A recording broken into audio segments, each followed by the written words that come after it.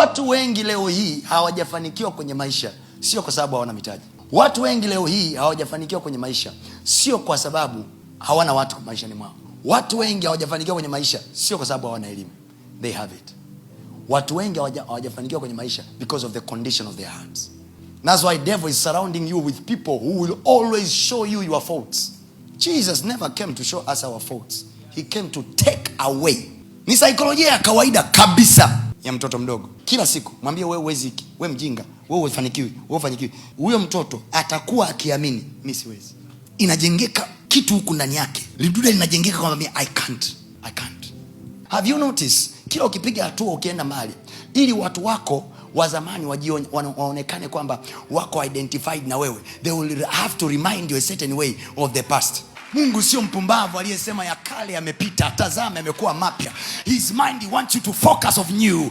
Anasema tazama nafanya jambo jipya. Je, hamkuliona? What is the business with you staying with people who still hold on your past? What is the business with you spending time with people who are always seeing what you cannot do? Umejizungushia watu ambao siku zote wanaona kuna kitu fulani huwezi, kuna kitu fulani watakosoa maisha yako siku zote. You are killing your energy. It's a bad energy that causes poverty. It's not capital. Bad energy. Unaamka asubuhi na enthusiasm ya kufanya kazi and then suddenly someone comes. You see, Paulo na Sila walifungiwa kwenye kiboksi. Wakasema hivi, hatutoshi humu. We are world's people. We are visionaries. Wale wa jamaa wana identity inaitwa hivi, wapindua ulimwengu. Alafu mtu akawashusha level ya kuweka kwenye kiboksi cha gereza. You can't.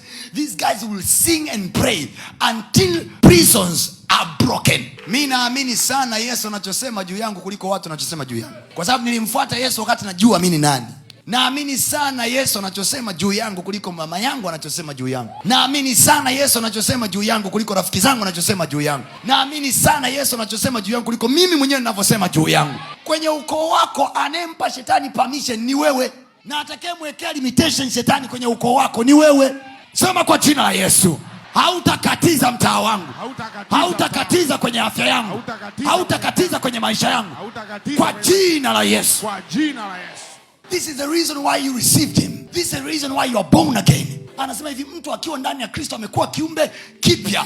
Kama zamani alikuwa na mazingira ya kushindwa, kama hicho kiumbe kilikuwa kipiti zamani, this time kinakuja kivingine sana. I'm coming this time kwenye situation ile ile, kwenye ofisi ile ile, kwenye biashara ile ile. But this time I'm coming with the realization that nothing can stop me. I'm coming as a new creature. All things are passed away and everything has become new. Hallelujah.